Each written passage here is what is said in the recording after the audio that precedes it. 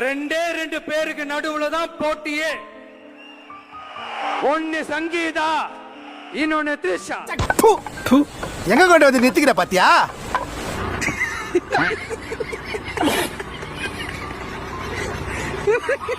எனக்காக கஷ்டப்பட்டு முட்டு கொடுத்து ஆன்லைன்ல சோஷியல் மீடியால வந்து விஜய்க்காக பேசுவாங்க. அவங்க எந்த விஷயம் அவர் இல்லைன்னு சொல்றாரோ அதே விஷயத்த அப்படியே கையை பிடிச்சி ஜோடியா நடந்து வந்து விஜய் அவர்கள் நடத்தி காமிச்சிருவாரு. ஈன பொழப்புக்கு பேசாம எங்கேயாவது போய் ஊருக்கு போயிடலாம்ல. வருஷமா எனக்கு ஆசை இருந்தது இந்த இடத்துக்கு வர்றதுக்கு. ஆசை இருந்ததா? ஆமா.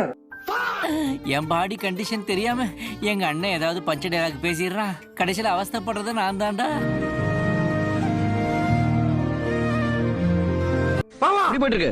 இது வரைக்கும் உங்க அப்பா ஜெயிப்பாருங்கிற நம்பிக்கை இருந்துச்சு. இப்ப இடையில ஒரு 2 பேர்ட்ட பேச்சுவார்த்தை நடத்தினேன். உங்க அப்பா க்ளோஸ். ஏண்டா நல்லா வளர்ந்துகிட்டு வர ஊரெல்லாம் உன்னை பத்தி தான் பேசுறாங்க. எதுக்கு இதெல்லாம்?